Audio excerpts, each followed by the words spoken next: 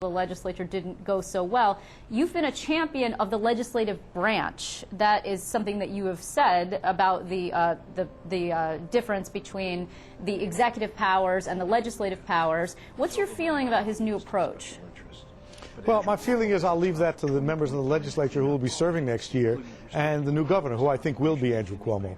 I'll be the Attorney General at that point, and I think the Attorney General will have a very powerful role in making sure that both the other branches of government are acting appropriately. I think the Attorney General, for example, needs direct power to investigate public corruption, something that doesn't exist right now. Something I've done, I think, quite well as chairman of the committee that had oversight of authorities. So I wish Andrew well. I think his instincts are good, but what I'm going to do as Attorney General is make sure that the chief legal officer of the state is a key player in reform efforts, which require the building of consensus and cooperation and compromise, and in the prosecution of people who do wrong.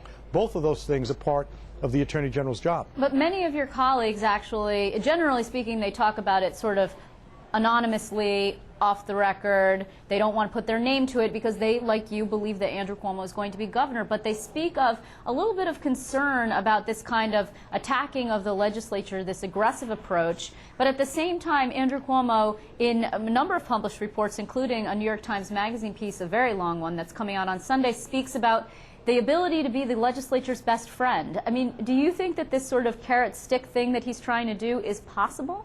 I don't know. I don't think the legislature needs a best friend. I think legislature needs a governor who will know how to function without making the mistakes that Eliot Spitzer made.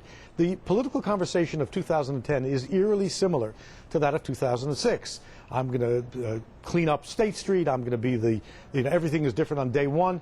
That sort of bullying stuff doesn't work.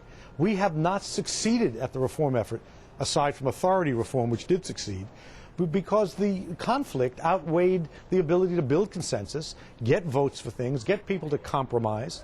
Andrew's skills, as tough as he may be, will be tested when it comes to building that kind of consensus. Something I think I know how to do, something I'll be very useful for as Attorney General, and something I have a record of doing. So look, we can elbow each other, we can be the toughest guy in the street.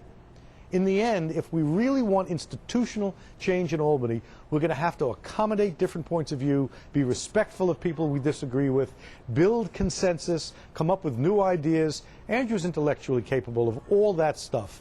How he'll conduct himself, we'll find in January, and I look forward to sitting next to him and to my fellow colleagues in the legislature and getting the work done. Now, you know, we've actually spoken about this, you and I, before, and I'm interested in your response. The issue of recusal by the Attorney General, frequently when one branch of government sues the other, for example, Sheldon Silver, the Speaker of the Assembly, suing George Pataki, the governor, over budget issues. The Attorney General, who is the attorney for everyone in government, generally recuses himself. In that particular instance, is that an appropriate way to proceed? It's a case-by-case matter. And it's one of the places where I think the political skills of the elected Attorney General, not just, let's say, the prosecutorial or legal skills, will be very, very important. I'm not going to prejudge which side I might take in a controversy, except to say, since I'm not running for governor later, I'm not constrained by what I'll call the political weight that other people may bring to this. If there is an issue that is contentious and difficult, but which requires the appearance of the chief legal officer of the state, I'm going to be there. Now, the budget process, I think, will turn out to be exactly that kind of place. And how the executive budget is presented, what the powers of the legislature are in some ways an unresolved issue. And it's at the heart of why we have a late budget. So, for better or worse, I'm confident that the particular skills and experience I bring to this are the skills and experience that will be of use to everybody as we cooperate in an optimistic, constructive fashion, not to beat each other up, but to solve problems. Look, take a look at the proposal I made about the electric rates across New York through this thing called the ISO. We have a price-fixing scheme in New York that's been legalized. The Attorney General has a role in fixing that and lowering the cost of electricity for people. But you can't do that without the governor and the legislature. Enough of the conflict for the sake of conflict. Enough of the posturing that says I'm the toughest guy and I'll beat the stuffing out of the people I disagree with. That doesn't work. The ghost of Eliot Spitzer walks the halls of Albany.